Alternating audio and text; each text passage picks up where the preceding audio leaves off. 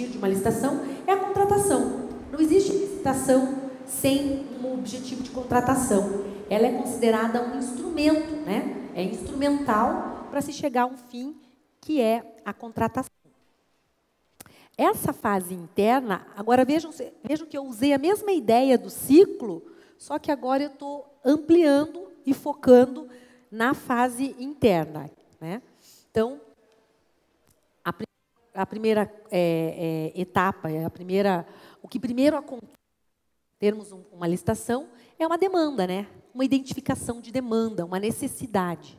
Então, identificada a necessidade, aí a descrição dessa necessidade, eu não sei como é que funciona para vocês. Em alguns órgãos é um memorando de um órgão, que é o demandante, para o setor responsável e informando aquela necessidade que precisa fazer, então, o processo de contratação. Quem está pedindo a contratação não sabe o que você vai fazer e nem tem só tem que dar a demanda dela, só dizer o que ela necessita, né? Ela precisa que compre, que contrate. Agora, como que vai acontecer isso não é exatamente, né, com o demandante. No que se refere à demanda, só a identificação da demanda. Mas nós sabemos que o demandante faz o termo de referência também. Bom, se ele faz o termo de referência, lá no termo de referência, ele vai ter que detalhar se é bem ou serviço comum, ele vai ter que detalhar as especificações desse objeto, ele vai ter que dizer qual o valor, né, naquela pesquisa de preço que ele vai compor lá o termo de referência. Quando ele fizer tudo isso, já está, na verdade, dando ali o norte de qual vai ser a modalidade a ser aplicada. Tá? E a autoridade competente para isso, o ordenador de despesas, vai analisar e vai dizer se ele autoriza ou não autoriza a instaurar essa licitação. É ele que vai dizer se abre ou se não abre a licitação. É assim que vocês fazem, nessa sequência? Tá. Então, ele vai instaurar, vai autorizar a tramitação, né, dessa licitação.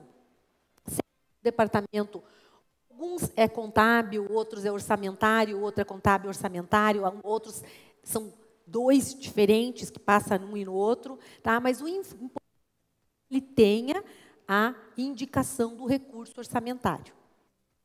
Quando a gente fala de indicação do recurso orçamentário, é bem amplo, tá? Mas aí vai ter que fazer a declaração de adequação da despesa, né? Acho que vocês têm, né? Declaração de adequação da despesa, a disponibilidade orçamentária, né? Vai ter que ter todo esse detalhamento que vem lá geralmente é um ofício ou uma informação que vem do departamento de... Geralmente é uma informação que vem do departamento financeiro. O de vocês, como é que é?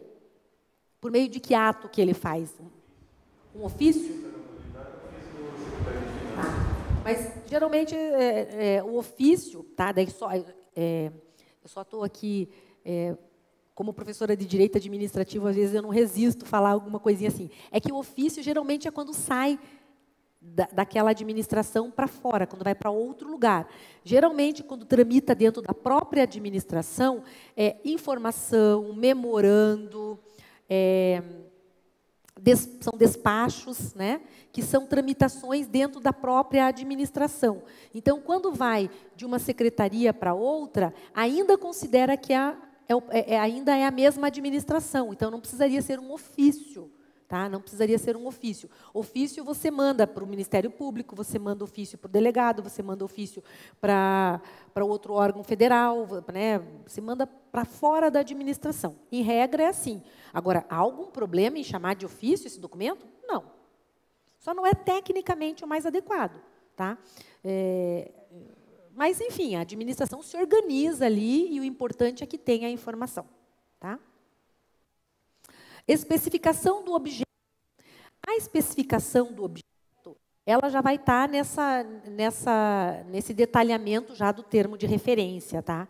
O que eu estou destacando aqui é a importância de fazer uma boa descrição do objeto, seja no projeto básico, seja no termo de referência. Quando nós estamos falando de pregão, em regra, vai ser um termo de referência, salvo se for algum serviço de engenharia daqueles considerados comuns, tá?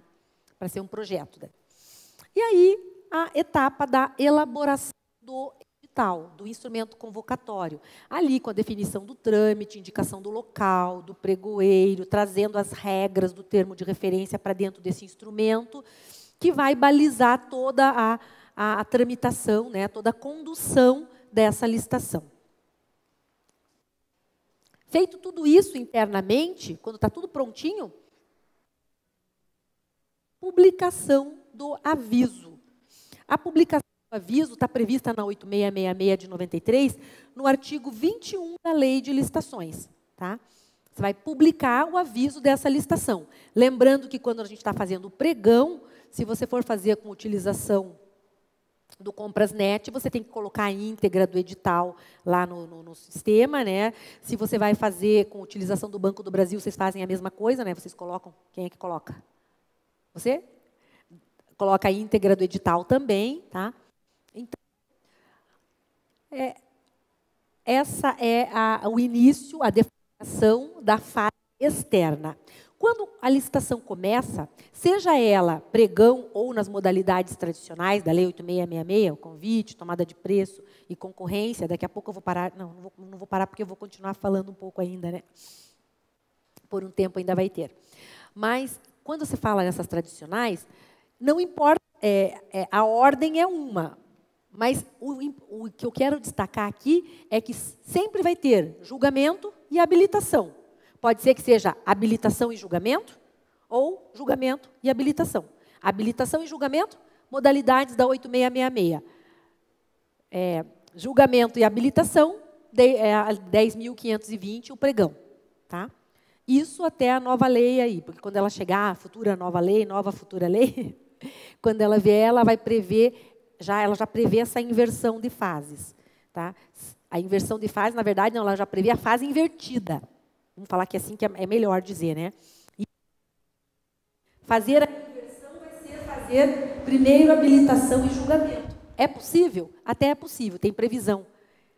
O normal vai ser julgamento, depois habilitação. Excepcionalmente, pode fazer o contrário? Sim. Tá? Consiste, então, no que a habilitação?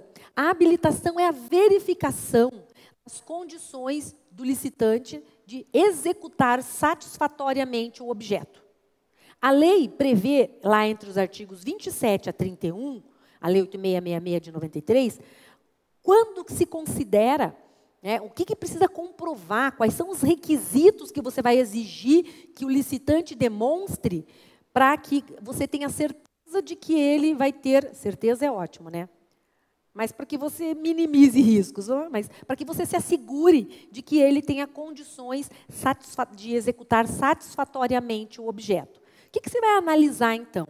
Você vai fazer essa avaliação dessas condições dele, exigindo documentos na forma e nos limites legais e constitucionais. Por que constitucionais? Porque a Constituição limita a administração no que se refere à qualificação econômico-financeira e à qualificação técnica, ela limita a administração nas exigências, dizendo, olha, você só vai poder exigir qualificação econômico-financeira e qualificação técnica necessária e suficiente para a execução do objeto. Você não pode exigir demasiadamente, exigir mais do que o necessário. Você não precisa ter a empresa mais top do mundo, você precisa ter uma que tenha condições de fazer. Então, a habilitação, no que diz respeito à qualificação econômico-financeira e qualificação técnica, está diretamente relacionada à dimensão da licitação, do objeto, ao vulto do objeto, às características do objeto. Tá? Só pode pedir o necessário e suficiente para garantir uma boa execução. Tá? Quem nos deu os limites legais? 8666, ao estabelecer as regras lá do 27 a 31. Então, os limites legais estão na 8666.